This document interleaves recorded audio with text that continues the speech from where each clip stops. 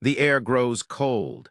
The words stop, not in a moment of thoughtful pause, but a deliberate, chilling cessation. You feel it in your gut before your mind can even process it. The wall has gone up. You've been plunged into the icy, isolating void of the silent treatment. And in that suffocating quiet, you hear a sound louder than any shout, a message more brutal than any insult. It's the deafening scream of their contempt, their anger, their withdrawal, a silent, venomous declaration that often translates to one thing: I hate you. This isn't just about someone needing space. This isn't a mature adult taking time to cool down. We're talking about a calculated weapon, a form of psychological warfare designed to punish, to control, to break you. And if you're here, it's because you felt its devastating impact. You felt that invisible noose tighten around your sanity, questioned your own worth, and perhaps even found yourself desperately trying to chip away at a mountain of indifference, begging for a crumb of connection. Today, we decode this insidious tactic.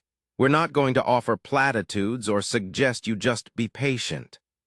We're going to rip open the chest of the silent treatment, expose its rotten core, and understand exactly why their silence can feel like such a profound, hateful rejection. More importantly, we're going to forge your shield and sharpen your sword. You will learn not just to withstand this assault, but to rise above it, to reclaim your power, and to understand that their inability to communicate is their weakness, not your indictment.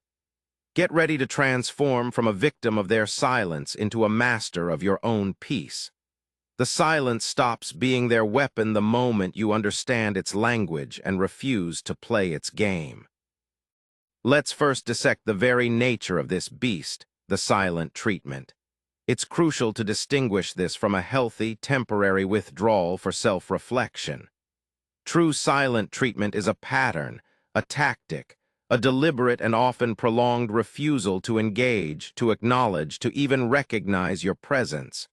It's the emotional equivalent of being treated like a ghost, a non-entity. And this is precisely where its power to wound lies.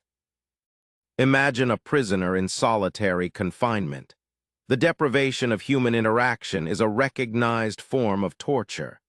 The silent treatment, in its own insidious way, creates a similar psychological prison within your relationships. It's not just the absence of words, it's the absence of acknowledgement, of validation, of connection. It's an active withholding, a conscious decision to inflict discomfort and uncertainty. Think of it as psychological warfare, pure and simple. The person deploying it understands, consciously or unconsciously, its potent effects. They know it creates anxiety. They know it makes the target question themselves. What did I do? What's wrong? How can I fix this? It's a power play designed to make you feel small, desperate, and ultimately compliant. They create a vacuum, and human nature abhors a vacuum. We rush to fill it, often with apologies, concessions, and a frantic energy that only feeds their sense of control. Now let's address the scream within that silence. How can a lack of sound convey such intense negativity, even hatred? It's because silence in this context is weaponized. It's not empty, it's loaded with unspoken accusations, contempt, and a chilling dismissal. Consider a scenario. You and a partner have a disagreement. Instead of talking it through, they retreat into stony silence. They walk past you as if you're invisible. Your questions are met with a blank stare or a turned back. Every meal is eaten in a tense, echoing quiet. This isn't a peaceful silence. It's a hostile environment they are actively curating. The message is clear. You are not worthy of my words. You have displeased me to such an extent that I am withdrawing the basic courtesy of communication. This withdrawal, this deliberate infliction of emotional isolation, feels like a deep, personal rejection. And when that rejection is sustained, when it's disproportionate to any perceived offense, it easily morphs into a feeling of being hated. It's a statement that your presence, your thoughts, your very being, are currently unbearable to them. That's a brutal message to absorb, and it's delivered with chilling efficiency through the very absence of words. This isn't about you being overly sensitive. Neurologically, social rejection like that experienced during the silent treatment activates the same areas of the brain as physical pain. So when you say it hurts, you're not being dramatic. It's a genuine, visceral experience. The silent treatment is an act of aggression disguised as passivity. It's a coward's punch, delivered without leaving a visible bruise but striking deep at your core. Understanding this anatomy, the deliberateness, the manipulative intent, the inherent hostility, is the first step to disarming it. It's not just quiet, it's a declaration of war on your emotional well-being. Now let's delve deeper into the venom. Why does their silence often scream with such piercing clarity, "I hate you"? It's not always a conscious, articulated thought in their mind, but the impact, the message received, is frequently one of profound animosity. There are several dark motivations and psychological underpinnings that lead to this devastating interpretation. First, consider the motive of maximum pain infliction. Silence isn't chosen as a communication tool by accident when the intent is to punish. It's selected precisely because it's so effective at causing distress. The person wielding it knows, or quickly learns, that this tactic can unravel you. They know it preys on fundamental human needs for connection and validation. To deliberately choose a method that isolates, invalidates, and breeds anxiety is not an act of love or even frustration. It's an act of cruelty. It's like choosing the sharpest knife to make the deepest cut. When someone consistently opts for a communication or anti-communication style that maximizes your suffering, the underlying sentiment can't be far from malice. They want you to hurt, and silence is their preferred instrument of torture. This desire to inflict such specific, gnawing pain often stems from a reservoir of resentment so deep it festers into something that feels, and is interpreted as hate. Second is the communication of utter contempt and devaluation. To refuse to speak to another human being, especially someone with whom you share a close relationship, is to treat them as less than. It's to say, "You are not worth the effort of my words. Your thoughts, feelings, and perspectives are so insignificant that I will not even grant you the basic dignity of a response." Imagine walking past a piece of furniture. You don't speak to it. You don't acknowledge it. When a person gives you the silent treatment, they are in that moment reducing you to an inanimate object in their world. This isn't just disagreement, it's dehumanization. This profound level of disrespect, this active erasure of your presence and worth, is a hallmark of contempt. And contempt is often described as the sulfuric acid of relationships, corrosive, destructive, and closely related to feelings of disdain, even hatred.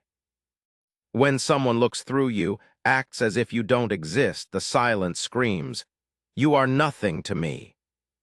Third, we have the coward's power play.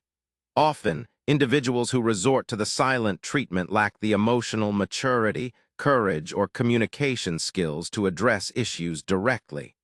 They feel overwhelmed, angry, or wronged, but instead of articulating these feelings, they shut down. This shutdown, however, isn't a passive retreat. It's an attempt to gain control over you and the situation in a manipulative way. They can't win an argument with words, or they fear vulnerability, so they wield silence as a bludgeon. The hate you perceive can stem from their own internal turmoil, their frustration with their inability to manage their emotions, or to dominate you through more conventional means. Their silence becomes a desperate, albeit destructive, attempt to assert power from a position of perceived weakness.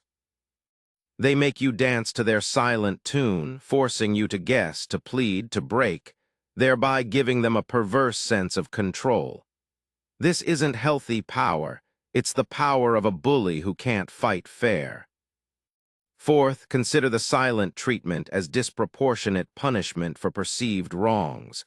Sometimes, the offense that triggers a prolonged silent treatment is minor, misunderstood, or even entirely imagined by the silencer. Yet, the reaction is a complete withdrawal of communication, a punishment far outweighing the alleged crime. This disproportionality is a key indicator. It suggests that the silence isn't just about the immediate issue. It's about a buildup of unspoken grievances, unresolved anger, and a simmering resentment that has now boiled over into this extreme behavior. When someone reacts to a small spark with a nuclear bomb of silence, it tells you the internal landscape is already scorched with negativity towards you. That underlying, perhaps long-nurtured bitterness is what fuels the "I hate you" message embedded in their silence. They are not just reacting to what you did. They are reacting to who they perceive you to be, through a lens clouded by their own festering negativity. Finally, we must acknowledge the narcissistic injury response. For individuals with strong narcissistic traits, any perceived slight, criticism, or failure to meet their needs can trigger what's known as a narcissistic injury. Their grandiose self-image is threatened, and their reaction can be swift and brutal. The silent treatment is a classic narcissistic tool. It serves multiple purposes for them. It punishes the person who caused the injury, it reasserts their control and superiority, it allows them to avoid any accountability, and it hoovers the target back in by making them desperate for reconciliation. In this context, the silence doesn't just scream, "I hate you." It screams, "How dare you wound my perfect self? You will now suffer for it. You will learn that I am in control." The perceived hatred is a byproduct of their inflated ego's violent reaction to being challenged or devalued. Understanding these dark undercurrents is not about making excuses for the person inflicting the silent treatment. It's about demystifying their behavior and recognizing that the "I hate you" message, whether consciously intended in those exact words or not, is a genuine reflection of the destructive emotional state they are projecting onto you. Their silence is a symptom of their internal dysfunction, their cruelty, their cowardice, or their manipulative tendencies. It's a poisoned arrow, and it's crucial you stop letting it hit its mark. The impact of this silent scream, this sustained barrage of non-communication, is nothing short of devastating. It's designed to shatter your equilibrium, and it often succeeds, leaving a trail of psychological and emotional wreckage. Let's be brutally honest about the toll it takes, because acknowledging the depth of the wound is the first step toward healing it and building your defenses. First, consider the psychological effects. The silent treatment is a masterclass in creating anxiety. Your mind races, trying to decipher the unsaid, replaying interactions, searching for the mistake you made. This constant rumination can lead to obsessive thoughts, sleep disturbances, and a pervasive sense of unease. It breeds self-doubt. When someone you care about refuses to engage, it's natural to start questioning your own judgment, your actions, even your sanity. Am I overreacting? Did I imagine the problem? Am I a bad person? This internal erosion of confidence can be profound. Over time, prolonged exposure to the silent treatment can contribute to symptoms of depression, a feeling of helplessness, and a crushing sense of worthlessness. You begin to feel invisible, as if your existence is conditional on the approval of the person silencing you. Then there's the emotional toll. The pain of rejection is acute. Humans are wired for connection. When that connection is deliberately severed, especially by someone significant in your life, a partner, a family member, a close friend, it triggers a primal fear of abandonment. You feel unloved, uncared for, and profoundly alone, even if you're in the same room as the person. The silence creates an emotional chasm that feels impossible to bridge. It can also stir up a storm of other emotions: frustration at the injustice of it, anger at being manipulated, and a deep sadness for the loss of warmth and intimacy. This emotional roller coaster is exhausting and debilitating. The silent treatment also erodes the very foundation of any relationship: trust and communication. How can you trust someone who uses silence as a weapon? How can you build intimacy with someone who can shut you out so completely, so coldly? Every instance of the silent treatment chips away at the safety and security of the relationship. It teaches you that communication is dangerous, that vulnerability will be punished.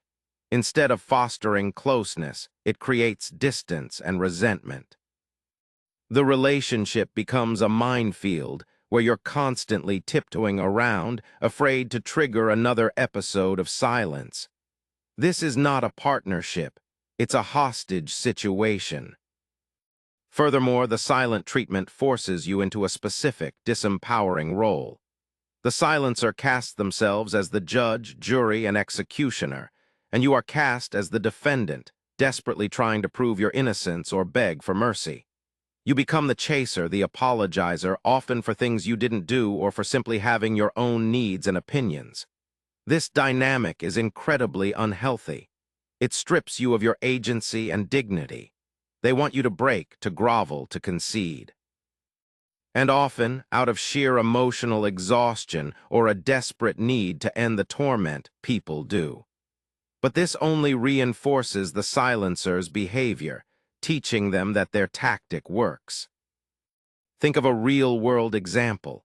Sarah's husband, Mark, would give her the silent treatment for days, sometimes weeks, if she voiced a complaint or disagreed with him on something significant. During these periods, he wouldn't look at her, speak to her, or acknowledge her presence beyond the bare minimum.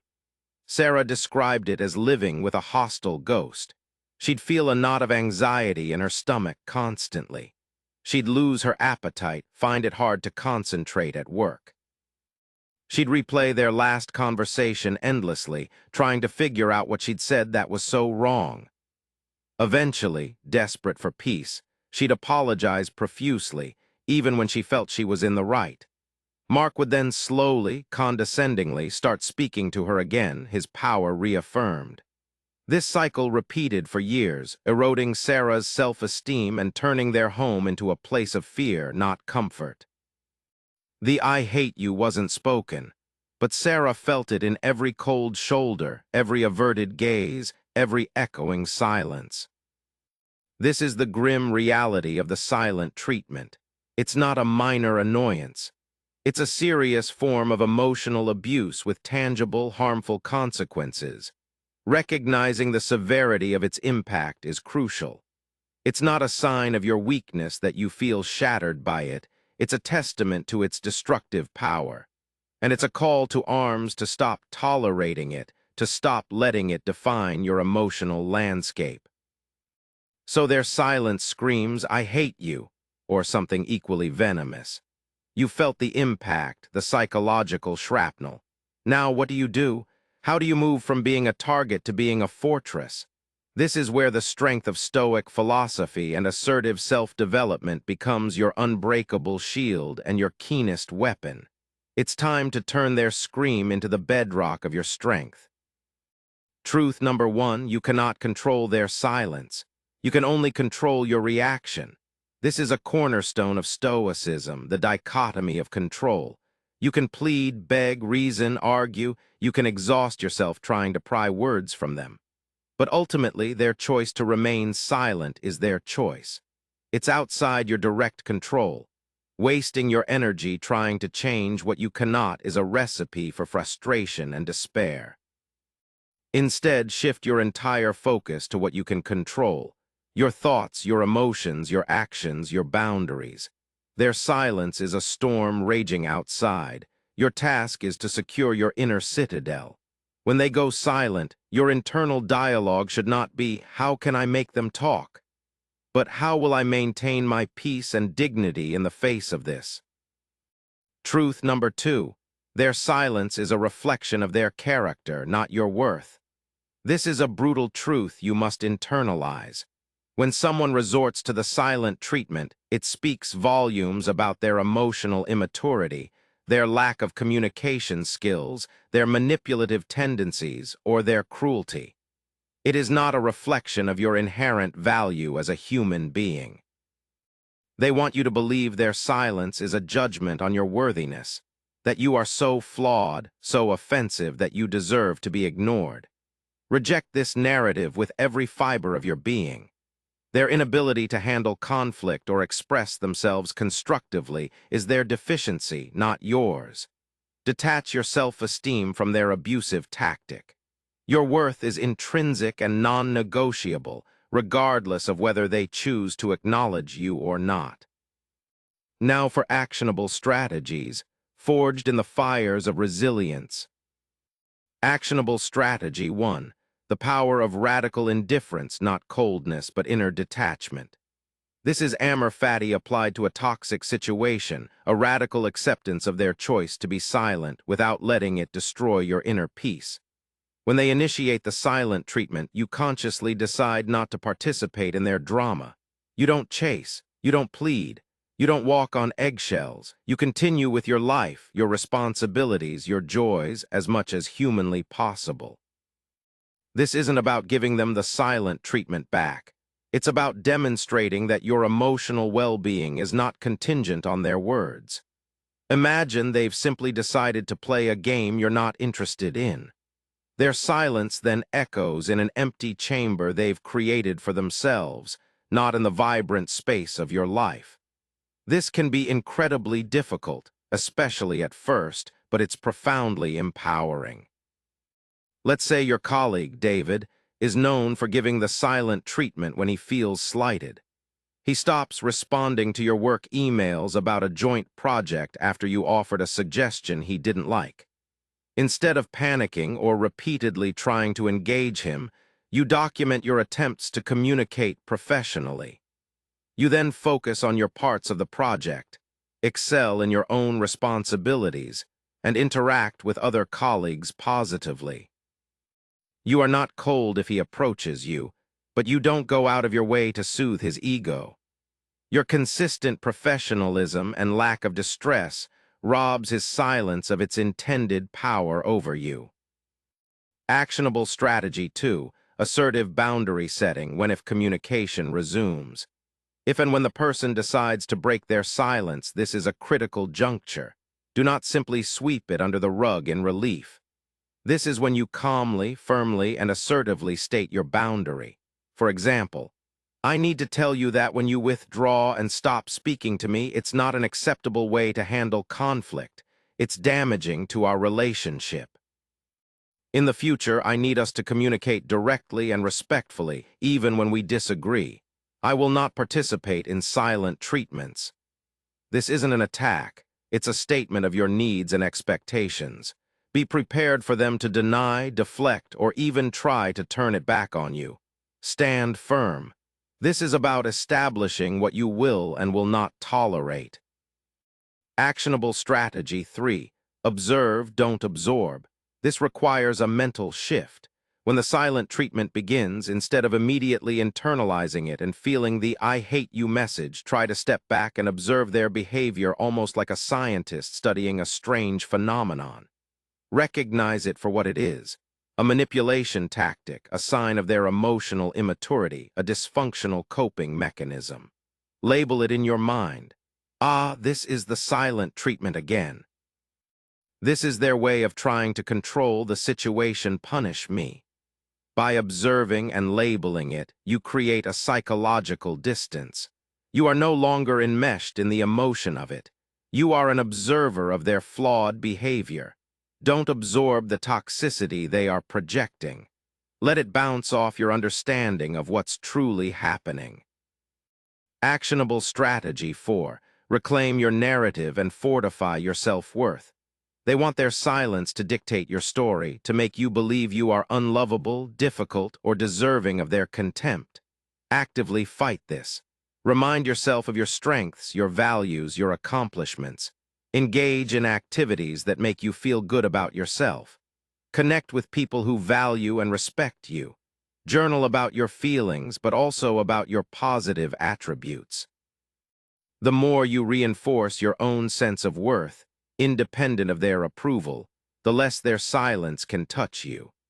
Their silent scream of "I hate you" gets drowned out by your own confident assertion of "I value myself." Consider Maria, whose mother would frequently use the silent treatment to express disapproval of Maria's life choices. For years, this sent Maria into spirals of guilt and self-doubt. After learning about these Stoic-inspired strategies, the next time her mother went silent, Maria, instead of calling repeatedly, focused on her work, spent time with supportive friends, and wrote down all the reasons she was proud of her choices. When her mother eventually called, expecting a contrite Maria, Maria was polite but didn't apologize for living her life. She calmly stated that while she loved her mother, she wouldn't beg for approval, and that silent disapproval was hurtful and unproductive. Over time, her mother's silent treatments became less frequent and less effective because Maria had reclaimed her own narrative. Actionable Strategy 5. The gray rock method, especially with highly manipulative individuals. If you're dealing with someone who is particularly narcissistic or enjoys provoking reactions, the gray rock method can be effective. This involves making yourself as uninteresting and unresponsive as a gray rock. When they try to provoke you with their silence or with baited comments when they do speak, you give brief, factual, unemotional responses. You don't share personal information. You don't react to their provocations. You become boring. Manipulators thrive on drama and emotional reactions. When you provide none, they often lose interest or find their tactic ineffective because they aren't getting the narcissistic supply they crave. This isn't about being rude. It's about strategic disengagement to protect yourself. Actionable Strategy 6. Focus on your own virtue and inner citadel. This is the ultimate Stoic response. Cultivate your own character, your resilience, your passions, your mental and emotional strength. Invest in your own growth. Read, learn, exercise, meditate. Build strong, healthy relationships with people who communicate respectfully. The more you build your inner citadel, that unbreachable fortress of self-respect, wisdom, and inner peace, the less any external negativity, including the silent treatment, can harm you.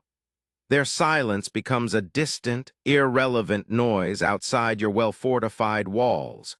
You are too busy living a virtuous, fulfilling life to be drawn into their petty psychological games. Implementing these strategies takes practice, courage, and a commitment to your own well-being.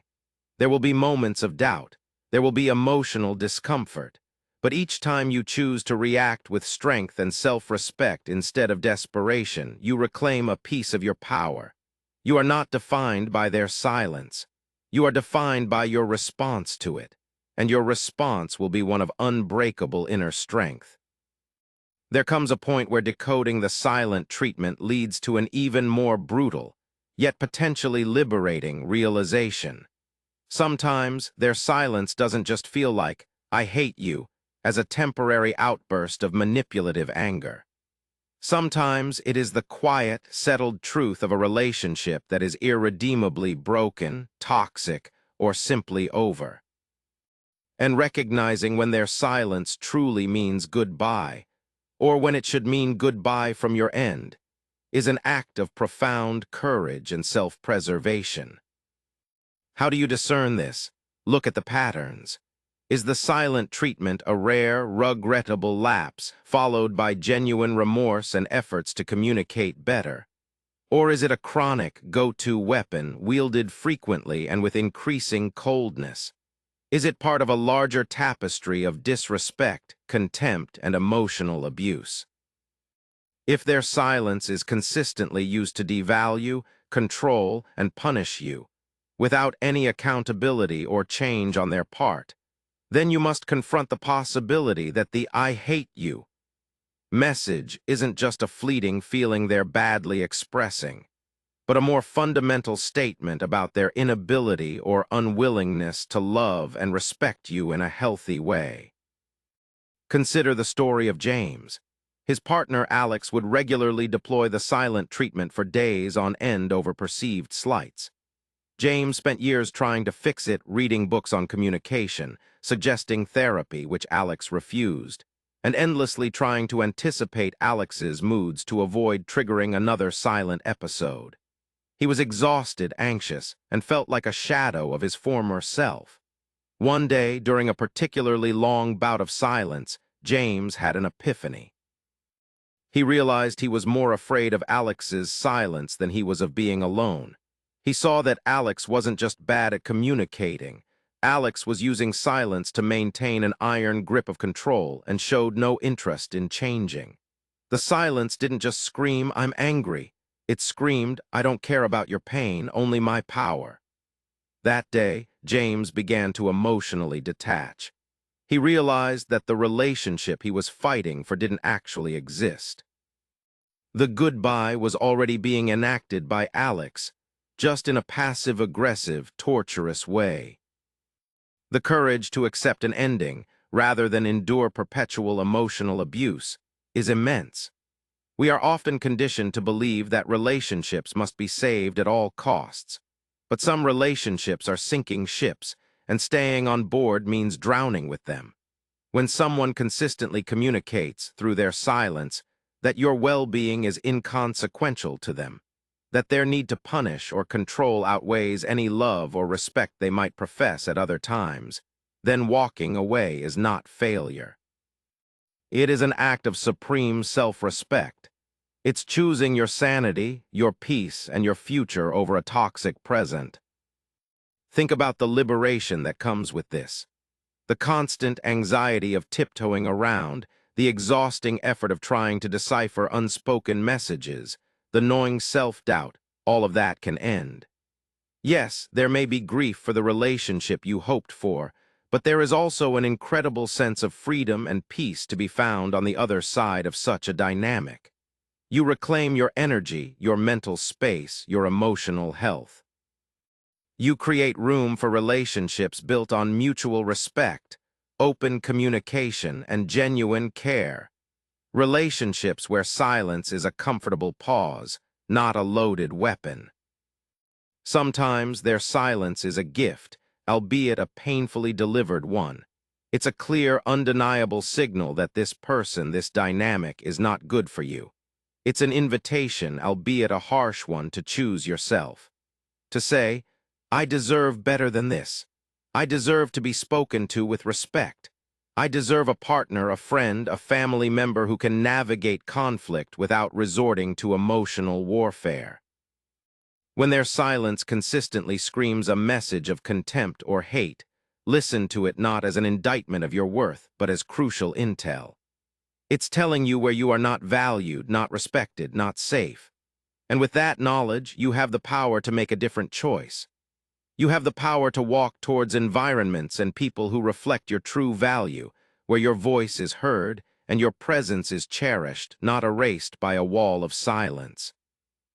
This isn't about giving up. It's about leveling up, choosing a higher standard for your life and your relationships. And that is the ultimate act of mental toughness and self-mastery. So we've journeyed into the chilling landscape of the silent treatment. We've decoded its hostile whispers and its deafening screams of "I hate you." You now understand that this isn't just a passive absence of words. It's an active, often malicious strategy of control, punishment, and devaluation. It's a reflection of the silencer's own deficiencies, their emotional immaturity, their lack of courage, their manipulative tendencies, or even their narcissistic rage. It is their issue projected onto you. But more importantly, you are now armed. You understand that you cannot control their silence, but you have absolute dominion over your response. You know that their toxic tactic is not a measure of your worth, but a clear indication of their character. You have a toolkit of Stoic-inspired strategies: radical indifference, assertive boundary setting, the power of observation without absorption, the reclaiming of your narrative, the gray rock method if necessary, and the unwavering commitment to building your own inner citadel of virtue and strength. The silent treatment is designed to make you feel powerless, to make you doubt yourself, to break your spirit. But that power only exists if you grant it. From this moment forward, you refuse to be a victim of their psychological warfare. You will not beg for crumbs of acknowledgement. You will not internalize their projected hatred. You will not allow their silence to dictate your emotional state or your self-worth. Your path is clear. When faced with the silent treatment, you will stand firm in your dignity. You will protect your peace as fiercely as a warrior protects their ground. You will observe their behavior for what it is, a flawed, often abusive tactic, and you will choose not to engage on their terms. If communication is to happen, it will be respectful, direct, and honest. You will set and enforce boundaries that honor your well-being. And if their silence consistently screams a message of contempt and devaluation, a message that the relationship itself is toxic and unsalvageable, you will find the courage to listen to that truth, not as a condemnation, but as a liberation. You will choose self-preservation over self-destruction. The ultimate power move against the silent treatment is to cultivate such a strong sense of self, such an unshakable inner peace, that their silence becomes utterly irrelevant to your happiness and stability. They can choose to sit in their self-imposed quiet, stewing in whatever negativity fuels them. You, meanwhile, will be living your life, pursuing your goals, nurturing healthy connections, and radiating a strength that no amount of silence can diminish. Commit to this transformation.